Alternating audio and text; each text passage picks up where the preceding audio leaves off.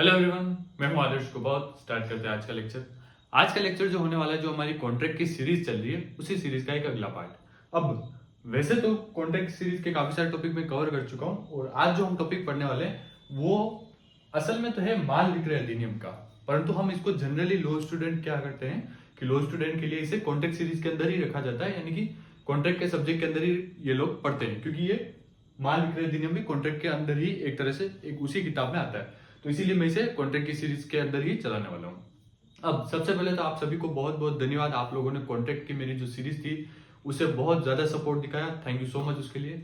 अब स्टार्ट करते हैं आज का लेक्चर। आज का लेक्चर जो होने वाला है वो होने वाला है हमारा आदत विक्रेता के ऊपर, यानी कि माल विक्रय अधिनियम के एक टॉपिक है जो कि है आदत विक्रेता, अनपेड सेलर जिसे बोलते हैं। ये एक इंपॉर्टेंट क्वेश्चन बन जाता है कॉन्ट्रैक्ट 2 के अंदर, कॉन्ट्रैक्ट 2 के अंदर ही आता है और कॉन्ट्रैक्ट 2 के अंदर ही एक बहुत इंपॉर्टेंट क्वेश्चन बन जाता है।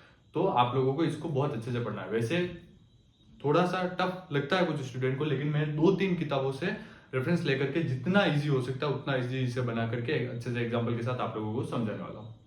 अब बात करें आदत विक्रेता की या अनपेड सेलर की, तो सबसे पहले किताब को साइड हटा करके एक बार मैं आपको इजी लैंग्वेज में नॉर्मल भाषा में समझा देता हूँ कि अनपेड सेलर किसे कहते हैं या आदत विक्रेता किसे कहते हैं। अब इसे आदत विक्रेता या असंदत विक्रेता भी कहते हैं, असंदत विक्रेता या आदत विक्रेता, तो आपको कंफ्यूज नहीं होना है, दोनों एक ही है। अब क्या होता है जनरली, इन जनरल तो क्या सिस्टम है कि भाई अगर कोई खरीदने वाला और बेचने वाला है तो क्या होता है कि मान लीजिए एक दुकानदार है और एक दुकानदार से खरीदने वाला उसका कोई ग्राहक है, तो नॉर्मल नियम तो ये है कि भाई ग्राहक दुकानदार के पास आएगा, दुकानदार को से जो भी चीज चाहिए वो उसके बारे में बताएगा कि मुझे ये चाहिए, उस चीज के जितने रुपए हैं वो ग्राहक दुकानदार को देगा, दुकानदार जो है वो चीज उस ग्राहक को दे देगा और यहाँ पर उनका विक्रय का पूरा कॉन्ट्रैक्ट कंप्लीट हो जाएगा, यानी कि उनका लेन देन कंप्लीट हो जाएगा, इसमें कोई विवाद ही नहीं है। परंतु कई बार क्या हो जाता है कि ग्राहक जो आता है वो क्या करता है कि दुकानदार को पैसे नहीं देता, यानी कि एक तरह से उसके लिए उधार पर माल लेना, उधार पर माल लेना वाली चीज जो होती है वो इसमें आ जाती है। यानी कि ग्राहक आया, ग्राहक ने दुकानदार से कोई सामान लिया, उसके पैसे नहीं दिए, उसे उधार रख लिया, तो ऐसी स्थिति में जो दुकानदार होता है उसे असंदत विक्रेता कहते हैं। यानी कि जिस दुकान पर उधार रह गई, जिसने उधार पे सामान दे दिया, उसे असंदत विक्रेता कहते हैं। यानी कि जो बेचने वाला होता है, जो उधार पे सामान दे देता है या पैसे नहीं लेकर के या पैसे बाकी रख करके या बाद में लेने के हिसाब से कुछ भी कर करके सामान दे देता है या सामान एक तरह से बेचने का करार कर देता है, तो वो असंदत विक्रेता या आदत विक्रेता कहलाता है। ये बात आपको नॉर्मल लैंग्वेज में समझ में आ गई। अब पढ़ लेते हैं एक बार किताब की लैंग्वेज, फिर मैं आपको एग्जांपल से समझा देता हूँ। असंदत विक्रेता किसे कहते हैं, तो भाई माल विक्रय अधिनियम 1930 की धारा 45 के अर्थ में, यानी कि धारा 45 में इस असंदत विक्रेता की परिभाषा दे रखी है। अब जो परिभाषा दे रखी है वो थोड़ी सी टफ दे रखी है, अब डायरेक्ट जाकर के आप परिभाषा पढ़ोगे, जैसा कि मैंने आपको बताया कि भाई ये जो टॉपिक है पूरा मैं 2-3 किताबों से, भाई एक बैरेक से और 2 अलग अलग रेफरेंस बुक से लेकर के, जिसमें से जो पॉइंट मुझे अच्छा लगा कि ज्यादा इजी लैंग्वेज में लिखा हुआ है वहां से लेकर के आया हूं, ताकि आप लोगों को अच्छे से समझ में आ जाए। तो भाई डायरेक्ट जब आप इसकी परिभाषा देखोगे तो इसकी परिभाषा 4-5 पॉइंट्स में दे रखी है और बड़ी परिभाषा दे रखी है, उसी को मैं शॉर्ट करके आप लोगों के लिए इजी लैंग्वेज में याद हो जाए उस तरह से लेके आया हूँ। तो भाई परिभाषा कहाँ लिखी हुई है, माल विक्रय अधिनियम 1930 की धारा 45 के अर्थ में इसकी परिभाषा दे रखी है, यानी कि धारा 45 में इसकी परिभाषा दे रखी है। अब परिभाषा 4-5 पॉइंट में दे रखी है, उन्हीं को मिक्स करके मैंने एक तरह से एक लिए परिभाषा बना दी आप लोगों के लिए। क्या है कि आदत विक्रेता, किसी भी व्यक्ति को आदत विक्रेता तब कहा जाएगा, तब माना जाएगा जब उसके बेचे गए माल का पूरा मूल्य चुकाया नहीं गया हो, यानी कि उसने जो भी सामान बेचा है उस सामान का उसे पूरा मूल्य नहीं मिला हो, ऐसे व्यक्ति को जो है आदत विक्रेता कहा जाएगा। यानी कि आपको आदत विक्रेता समझ में आ गया कि आदत विक्रेता किसे कहते हैं। अब इसे मैं आपको एक एग्जांपल के साथ समझा देता हूं। मान लीजिए ए और बी, 2 व्यक्ति हैं, ए और बी, इधर लिखता हूं मैं, ए और बी। ए जो है दुकान वाला है, बी जो है खरीदने वाला। अब सबसे पहले आपको 2 टर्म याद रखनी है आपको, एक तो इसमें बार बार आएगा क्रेता और एक आएगा विक्रेता। अब क्रेता और विक्रेता किसे कहते हैं, भाई विक्रेता कौन होता है, विक्रेता वो व्यक्ति होता है जो सामान को बेचता है, बेचने वाला व्यक्ति जो है विक्रेता कहलाता है, एक तो ये ध्यान रखना है। दूसरा क्रेता वो है जो सामान को खरीदता है, खरीदने वाला क्रेता कहलाता है और बेचने वाला विक्रेता कहलाता है। यानी कि यहाँ ए दुकानदार है, सामान बेच रहा है, तो ये हो गया विक्रेता, और बी खरीदने वाला है तो ये हो गया क्रेता, यानी कि ये ग्राहक है बी। तो अब क्या बात हुई, ये दुकानदार है तो दुकानदार क्या करता है, मान लीजिए ये राशन की दुकान चलाता है और बी जो है इसका ग्राहक है। तो अब इस ए से बी ए के पास आता है दुकान पे, इसकी दुकान पे आता है और कहता है कि मुझे 10 किलो शक्कर दे दीजिए। क्या लेने आता है कि 10 किलो शक्कर इसके पास से लेने आता है। अब उधार किस किस प्रकार से हो सकती है, यानी कि इसके असंगत विक्रेता किस प्रकार से असंगत विक्रेता बन सकता है, किस किस प्रकार से, उन सारी चीजों को हम देखना ले। अब मेनली तो 5 चीजें। अब ए और बी के बीच में क्या होगा, या तो ये पूरे पैसे देकर के सामान ले जाए, तो यहाँ तो असंगत विक्रेता वाली कोई बात ही नहीं है, तो ये तो पूरा खत्म हो गया। पूरे पैसे दे दिए, पूरा सामान ले लिया, तो यहाँ असंगत विक्रेता तो हुआ ही नहीं। दूसरी सिचुएशन क्या बनती है, अब पहली सिचुएशन वो तो बनती नहीं है, यानी कि उसे तो हम गिनेंगे ही नहीं कि भाई पूरा पैसा दे दिया और पूरा सामान लिया। अब असंगत विक्रेता में कौन सी सिचुएशन बनेगी, पहली सिचुएशन तो ये बनेगी कि भाई पूरा उधार रख लिया, पूरा उधार रख लिया, यानी कि 10 किलो शक्कर ले ली, और भाई ये इसकी दुकान से ज्यादातर सामान लेता रहता था। जैसे कि हम अपनी गली नुक्कड़ की दुकानों से सामान लेते रहते, तो कई बार पैसे बाद में देने की बात कर देते। तो मान लीजिए कि भाई ये भी इसकी दुकान से ज्यादातर सामान लेता रहता होगा, और उसकी वजह से इसने विश्वास करके इसको पूरा सामान 10 किलो शक्कर उधार पे दे दी। तो यानी कि ये क्या हुआ कि भाई इसने एक भी रुपया नहीं दिया और 10 किलो शक्कर उधार लेकर के आ गया। पहला सिचुएशन तो ये बन गई। इस तरह से ये आदत विक्रेता बन जाएगा। दूसरी सिचुएशन क्या बनती है, दूसरी सिचुएशन ये बनती है कि मान लीजिए इस एक जो 10 किलो शक्कर है, इस 10 किलो शक्कर के 100 रुपए हो रहे थे। कितने, 100 रुपए हो रहे थे 10 किलो शक्कर के। तो इस बी व्यक्ति ने क्या किया कि भाई यार अभी मेरे पास 100 रुपए नहीं है, अभी तो 50 रुपए पकड़, और 50 रुपए मैं बाद में तेरे को दे दूंगा, और शक्कर 10 किलो मुझे अभी दे दे। तो यानी कि इसने क्या किया, आधे पैसे दे दिए, 1/2 हिस्सा पैसे का इसने दे दिया, यानी कि आधे पैसे इसने दे दिए और आधे पैसे बाकी रख दिए। तो ये भी एक तरह से उधार हो गया, आधा उधार इसके पास बाकी है क्योंकि सामान पूरा चला गया।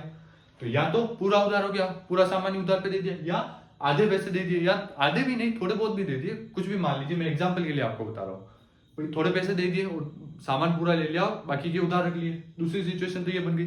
तीसरी और सिचुएशन क्या हो सकती है, तीसरी सिचुएशन सोचिए, तीसरी सिचुएशन ये हो सकती है कि भाई इसने जो पेमेंट है वो पेमेंट मान लीजिए इसने कैश नहीं दिया ना, इसने ऑनलाइन किया, मान लीजिए इसने चेक दिया, क्या दिया, चेक दिया, या किसी भी रिटर्न तरीके से इसको पैसे दिए, रिटर्न तरीके से पैसे देने का कोई करार किया। जैसे मान लीजिए हम चेक का मान रहे हैं कि भाई इसने चेक दिया, अब चेक लेके ये सामान लेकर के आ गया, अब इसके पास अभी तक सिर्फ चेक आया, पैसे तो नहीं आए। जब ये मान लीजिए ये व्यक्ति जो है, ये दुकानदार जो है, इस चेक को लेकर के बैंक में जाता है, और बैंक में जब ये चेक डिपॉजिट करता है तो वहां चेक बाउंस हो जाता है, या चेक जो है स्टॉप पेमेंट बता देता है। किसी भी तरीके से चेक के पैसे इस व्यक्ति को प्राप्त नहीं होते हैं, दुकानदार को प्राप्त नहीं होते। तो वहां पर भी इसके तो सामान का पैसा बाकी रह गया, यानी कि इस पे अभी भी उधार चल रहा है, यानी कि इसने सामान एक तरह से उधार पे दिया हुआ, यही माना जाएगा, क्योंकि इसके पास कुल मिलाकर के पैसे नहीं आएगा, अपने सामान के पैसे नहीं आएगा, तो वो असंगत विक्रेता में गिना जाएगा। तो अभी तक इसके पास पैसे नहीं आए क्योंकि चेक बाउंस हो गया। तो यहाँ पर भी ये भी एक कौन सा मोड हो गया, असंगत विक्रेता के अंदर आ जाएगा, यानी कि पूरा सामान उधार ले ले, या थोड़े पैसे देकर के सामान उधार ले ले, या चेक से या ऐसे किसी तरीके से पेमेंट करे कि भाई वो सामान तो ले ले लेकिन बाद में जाकर के उससे पैसे उसके क्लियर हो ही ना। तो ये 3 तरीके हो गए। अब और तरीका कौन सा होगा, और कैसे उधार ले सकता है वो, चौथा तरीका क्या होगा, चौथा तरीका ये होगा कि मान लीजिए बी ए के पास आया। अब यहाँ हम थोड़ा उदाहरण चेंज कर लेते हैं। मान लीजिए ए के पास एक बुलेट है और बी इसका ग्राहक बन के आता है, बुलेट, ए को बुलेट बेचनी है और बी इसके पास बुलेट खरीदने जाता है, सेकंड हैंड बुलेट बेच रहा है ए व्यक्ति। तो अब बी व्यक्ति इसके पास बुलेट देखना था, इसे बुलेट पसंद आ जाती है, अपनी बाइक पसंद आ जाती है। तो ये क्या करता है कि ये बी को, ए को बोलता है कि भाई तू एक काम करना, ये बाइक किसी को बेचना मत, ये बाइक किसी को बेचना मत, ये बाइक मैं 7 दिन बाद आकर के 10 दिन बाद आकर के मैं तुझसे पूरे पेमेंट भी कर दूंगा और तेरे से बाइक भी ले लूंगा। लेकिन कॉन्ट्रैक्ट ये अपन दोनों के बीच में मौखिक कॉन्ट्रैक्ट हो गया है कि भाई तू ये बाइक किसी को बेचेगा नहीं, ये बाइक तने यूं समझ ले कि तने इसे मेरे को ही बेच दिए, तेरे पास अभी पड़ी रहने दे, पैसे में देकर के ये बाइक लेके चला जाऊंगा 7 दिन बाद, 10 दिन बाद, 1 महीने बाद, जब भी जो भी इनके बीच बात हुई। तो यानी कि क्या हो गया, उस आदमी के पास उसने सुरक्षित रख दी, यानी कि उसे कुल मिलाकर के वो सामान को सुरक्षित कर दिया। मान लो चाहे शक्कर का भी बात हुई हो, भाई शक्कर की कमी हो गई बाजार में और उसने 10 किलो शक्कर लेने गया, तो उसने कहा कि भाई 10 किलो शक्कर तो मेरी अलग रख दी, किसी और को बेचना मत, मैं बाद में आकर के 2 दिन बाद 4 दिन बाद आकर के इस शक्कर को ले जाऊंगा और तुमको पैसे दे दूंगा। तो अब वो दुकानदार उस शक्कर को कहीं बेच भी नहीं सकता, उस बाइक को कहीं वो बेच भी नहीं सकता, क्योंकि पहले से उसके बात हो रही है, बेच दे और बाद में वो लेने आ जाए तो ये फंस जाएगा। तो इसीलिए इस तरह से एक बार उसका सामान भी इसके पास रह गया, लेकिन एक तरह से तो इसने बेच दिया क्योंकि ये किसी और को बेच नहीं सकता। तो यहाँ पर भी इसके पास पैसे नहीं आए, और जहां पैसे नहीं आए वहां असंगत विक्रेता हो जाएगा। कुल मिलाकर के बात ये रखनी है कि बेचने वाले के पास जहां जहां पैसे नहीं आएंगे वहां वहां वो असंगत विक्रेता कहलाएगा। तो एक ये मोड भी हो गया। तो यानी कि 4 तरीके हमने पढ़ लिए। एक तो पूरा उधार रख दिया, एक थोड़ा बहुत पैसा दे दिया और सामान पूरा ले लिया, एक चेक से या किसी रिटर्न तरीके से पैसे दिए जो कि बाद में जाकर के उसका क्लियर हुआ ही नहीं और उसे पैसे मिले नहीं, या फिर एक कि भाई सामान भी नहीं लिया, पैसे भी नहीं दिए, लेकिन उसको बोल दिया कि तू किसी को बेचना मत, मैं बाद में आके ले जाऊंगा 10 दिन बाद, 5 दिन बाद, बात कर ली और भाई व्यवहार था, इस वजह से उसने बेचा भी नहीं, उसने विश्वास भी कर लिया। तो ये 4 तरीके तो हो गए। लेकिन अब एक तरीका और हो गया। एक तरीका और क्या हो गया कि मान लीजिए कि कोई किराने की दुकान है, या अपन इसी एग्जाम्पल को लेकर के चलते हैं कि ए के पास किराने की दुकान है, बी इसके पास सामान लेने आया, लेकिन क्या हुआ कि बी जो सामान लेने आया, बी सामान अपने खुद के लिए लेकर के नहीं आया, बी जो है सी का नौकर है। क्या है? बी जो है सी का नौकर है। अब सी ने बी को बोला कि भाई तू वहां जाकर के 10 किलो शक्कर लेकर के आ जा। बी सी क्या काम करता है? अब सी कभी ए के पास शक्कर लेने नहीं जाता, ये बड़ा आदमी भाई, ये कहीं पर भी दुकान पे सामान लेने नहीं जाता, हमेशा बी को ही बेचता है। तो बी गया ए के पास, इसने 10 किलो शक्कर ली, इसने क्या किया, बी ने इस ए को पैसे दे दिए, 10 किलो शक्कर के पूरे पैसे दे दिए, बी ने शक्कर भी ले ली। अब शक्कर लेकर के जब सी के पास गया और सी को बोला ये आपकी शक्कर ले लो और मेरे को मेरे शक्कर के इतने पैसे हुए, आप सेठ जी मुझे पैसे दे दीजिए, तो सी क्या करता है, सी या तो शक्कर ले लेता है या मना कर देता है, कुल मिलाकर के बी को ऐसा बोल देता है कि भाई मैं पैसे नहीं दे रहा हूँ, मेरे को शक्कर नहीं चाहिए, या मैं पैसे ही नहीं दे रहा हूँ इसके। तो ऐसी स्थिति में क्या होगा? ऐसी स्थिति में तो बी फंस गया। तो ऐसी स्थिति में सिचुएशन थोड़ी सी चेंज हो जाएगी। अब पहले तो क्या था कि ए था विक्रेता बेचने वाला और बी था क्रेता खरीदने वाला। अब इस सिचुएशन में क्या हुआ कि बी ने ए से सामान खरीदा, तब तक तो ए विक्रेता था बेचने वाला और बी खरीदने वाला था क्रेता था। लेकिन जब इसने खरीद लिया और ये बी जो है सी को सामान देने गया, तो यहाँ पर सिचुएशन चेंज हो जाएगी। बी यहाँ पर बन जाएगा विक्रेता यानी कि बेचने वाला अपने आप ही, और सी हो जाएगा क्रेता यानी कि खरीदने वाला। तो ऐसी स्थिति में बी जो है असंगत विक्रेता गिना जाएगा, यानी कि बी को असंगत विक्रेता माना जाएगा। तो यही चीज आपको सबसे ज्यादा ध्यान रखनी है। ये 5 चीजें जो मैंने बताई, इन 5 चीजों का आपको ध्यान रखना है और एग्जाम में लिख करके भी आना है कि असंगत विक्रेता इस प्रकार से असंगत विक्रेता हो सकता है। पहले तो असंगत विक्रेता के बारे में आपको जनरल बताना है कि भाई जनरली तो सामान देना और पैसा लेना, यहाँ तो तक तो कोई विवाद ही नहीं। जब उधार रख दिया जाता है तो वो सब जो दुकानदार होता है वो असंगत विक्रेता कहलाता है। फिर इसकी परिभाषा लिखनी है, भाई असंगत विक्रेता किसे कहते हैं, कहाँ परिभाषा दे रखी है, माल विक्रय अधिनियम 1930 की धारा 45 में इसकी परिभाषा दे रखी है, और कैसे कैसे असंगत विक्रेता बनता है, वो 5 प्रकार आपको लिखने हैं। ये 5 प्रकार आपको याद रखने हैं, ये 5 प्रकार लिख के आना है एग्जाम में। अब बात करें कि असंगत विक्रेता जो है उसके पास क्या क्या अधिकार है। अब वो क्या करेगा अपने उस सामान को, या तो सामान को बचाने के लिए या अपने पैसे पाने के लिए कुछ ना कुछ तो करेगा, क्योंकि वो नुकसान में तो नहीं रहेगा। तो उसे क्या क्या अधिकार मिले हुए हैं, उन अधिकारों के बारे में जान लेते हैं। जनरली क्वेश्चन जो आता है इन अधिकार के ऊपर ही आता है। तो अधिकार के ऊपर भी क्वेश्चन आए तो भी आपको ये पूरा लिखना है, जो अभी तक मैंने समझाया A to Z पूरा का पूरा आपको लिख के आना है एग्जाम्पल के साथ। अब बात करते हैं असंगत विक्रेता के अधिकार। असंगत विक्रेता या अदत्त विक्रेता दोनों एक ही है। तो असंगत विक्रेता के अधिकार, अब अधिकार जो है वो इस एक्ट के, जैसे माल विक्रय अधिनियम 1930 में, अब कहां दे रखे हैं अधिकार? अधिकार दे रखे हैं सेक्शन 46 से लगा करके सेक्शन 54 तक। माल विक्रय अधिनियम 1930 के सेक्शन 46 से लगा करके 54 तक में असंगत विक्रेता के अधिकार दे रखे हैं। अब वो क्या अधिकार दे रखे हैं? मेन रूप से ये 3 अधिकार। पहला अधिकार क्या है? पहला अधिकार है धारणाधिकार का अधिकार। अब हिंदी के जो स्टूडेंट होंगे जो हिंदी अच्छे से पढ़ते हैं उन्हें अजीब लग रहा होगा कि भाई यहाँ पर भी अधिकार वर्ड आ गया और यहाँ पर भी अधिकार, 2 बार अधिकार अधिकार क्यों आ रहा है? हिंदी में नहीं जाना, ये सही लिखा हुआ है, इसी को सही मानना है। मैंने भी इसको ढूंढा था कि भाई ये 2 बार अधिकार अधिकार क्यों आ रहा है, बाद में आप अलग से गूगल कर लेना, मैं अभी आज नहीं समझाऊंगा, हिंदी लेकर नहीं चलेगा। तो यहाँ धारणा अधिकार का अधिकार पूरा लिखना है आपको, सिर्फ धारणा अधिकार नहीं लिखना, धारणा अधिकार का अधिकार पूरा लिखना है। धारणा अधिकार का अधिकार क्या होता है? धारणा अधिकार का अधिकार ये होता है कि जैसे हमने ये 4 चीजें पढ़ी, ये 5 चीजें पढ़ी, इन्हीं 5 चीजें के रिलेटेड ये अधिकार है। तो आपको पहले ये 5 चीजें लिखनी है, ये समझनी है, तब जाकर के ये चीजें समझ में आएगी। अब धारणा अधिकार का अधिकार क्या कहता है कि मान लीजिए या तो उसने क्या किया कि भाई सेफ रख के चला गया, सुरक्षित करके चला गया कि सामान किसी को बेचना मत, 10 दिन बाद में आकर के सामान भी ले जाऊंगा और तेरे को पैसे भी दे दूंगा। अब उसने क्या किया, 10 दिन की टाइम लिमिट बताई कि 10 दिन बाद में आकर के ले जाऊंगा। अब वो जो बेचने वाला या जो खरीदने वाला है वो व्यक्ति क्या करता है, उसकी टाइम लिमिट एक्सपायर हो जाती है, 10 दिन का टाइम पूरा हो जाता है और 10 दिन बाद भी अगर वो नहीं आता है तो क्या होता है कि तो जो विक्रेता है, विक्रेता और क्रेता 2 होते हैं, विक्रेता यानी कि बेचने वाला, तो विक्रेता के पास ये अधिकार चला जाता है। कौन सा अधिकार? धारणा अधिकार का अधिकार। धारणा अधिकार का अधिकार ये कहता है कि मान लीजिए उसका जो टाइम लिमिट थी वो टाइम लिमिट एक्सपायर हो जाती है, एक्सटेंड हो जाती है, मतलब टाइम लिमिट पूरी हो जाती है, तो उसके बाद इसके पास ये अधिकार आ जाता है। इसमें क्या होगा कि उसके पास जो सुरक्षित सामान पड़ा है उस सामान पर पूरे रूप से वो कब्जा बना सकता है। यानी कि जब तक उसका टाइम पूरा नहीं हुआ था तब तक तो वो सामान उसका मान रहा था, जिसने खरीदा उसका, कि भाई वो 10 दिन में आकर के पैसे देगा तो ये सामान उसका है, मुझे पैसे लेने हैं और सामान उसको देना है। लेकिन 10 दिन का टाइम निकल गया, उसके बाद उस सामान पर पूर्ण कब्जा वापस किसका हो जाएगा? विक्रेता का हो जाएगा। यानी कि विक्रेता जो है उस सामान को फिर से धारण कर लेगा, पूरा हक उसका विक्रेता के पास आ जाएगा वापस। तो यानी कि पहला अधिकार तो ये है कि भाई अगर टाइम लिमिट पूरी हो जाती है तो उसके बाद वापस सामान को रखने का अधिकार इसके पास आ जाता है, विक्रेता के पास। पहला पॉइंट तो ये हो गया। दूसरा अधिकार क्या है? दूसरा अधिकार ये देखा है कि अभिवहन में रोकने का अधिकार। अभिवहन में रोकने का, अभिवहन मतलब है कि रास्ते में रोक देने का अधिकार। अब कुछ सामान ऐसे होते हैं जिनको कि डिलीवर होने में टाइम लगता है। मान लीजिए कोई भारत के उत्तरी छोर में किसी प्रकार के, जैसे कश्मीर में केसर अच्छी मिलती है, तो कश्मीर से केसर कोई कन्याकुमारी का व्यक्ति ऑर्डर करता है, कन्याकुमारी का व्यक्ति कश्मीर से केसर का ऑर्डर करता है, तो उस ऑर्डर करते ही तुरंत तो उसे सामान नहीं मिल जाएगा। ऑर्डर करने के बाद वो ऑर्डर बनाएगा, पैक करेगा, उसका नाम का लेबल वगैरह लगाएगा, फिर वो वहां से निकलेगा सामान लेकर के, वो कन्याकुमारी में जाकर के डिलीवर करेगा, तो उसमें 5-6 दिन का टाइम लग जाएगा। तो ऐसी स्थिति में क्या होता है कि मान लीजिए उसने ऑर्डर दिया, किसी व्यक्ति ने फोन पे ऑर्डर दे दिया, ऑनलाइन ऑर्डर दे दिया, कैसे भी ऑर्डर दे दिया। ऑर्डर देने के बाद क्या हुआ? उसने कहा कि भाई ऑर्डर मुझे डिलीवर कर देना, मैं आपको पैसे, जब आप मेरे को डिलीवर करोगे तभी मैं आपको पैसे दे दूंगा।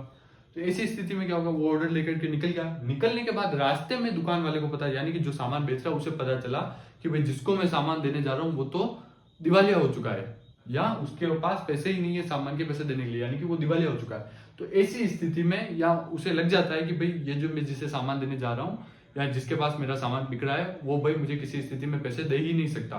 तो ऐसी स्थिति में उसके पास यह अधिकार आ जाता है कि वो उस सामान को रास्ते में ही रोक सकता है। मान लीजिए किसी ने 100 कुर्सियों का ऑर्डर दे दिया, 100 चेयर का ऑर्डर दे दिया, जब चेयर डिलीवर हो रही थी तभी उसे पता चल गया कि भाई जिसको मैं चेयर डिलीवर करने वाला हूँ वो तो फ्रॉड व्यक्ति है, या उसके वो बैंकक्रप्ट हो चुका है, उसके पास देने के लिए पैसे ही नहीं है। तो इसी स्थिति में जो दुकान वाला है वो क्या कर सकता है कि उन कुर्सियों के ऑर्डर को, उन कुर्सियों के ट्रक को रास्ते में ही रुकवा सकता है और उनसे रास्ते से ही वापस बुला सकता है। यानी कि रास्ते में रोकने का अधिकार, सामान डिलीवर नहीं हुआ, उसके पास पहुंचा नहीं, उससे पहले कभी भी दुकान वाले के पास यह अधिकार है कि अगर उसे लगता है कि, या ऐसा लगता है यानी कि स्ट्रांग हो, यानी कि वो सच बात हो कि भाई वो दिवालिया हो चुका है, तो ऐसी स्थिति में वो पैसे नहीं दे पाएगा। तो ऐसी स्थिति में वो रास्ते में उससे सामान मिलने से पहले किसी भी स्थिति में सामान को रोक सकता है और वापस अपने पास बुला सकता है। तो दूसरा अधिकार ही हो गया।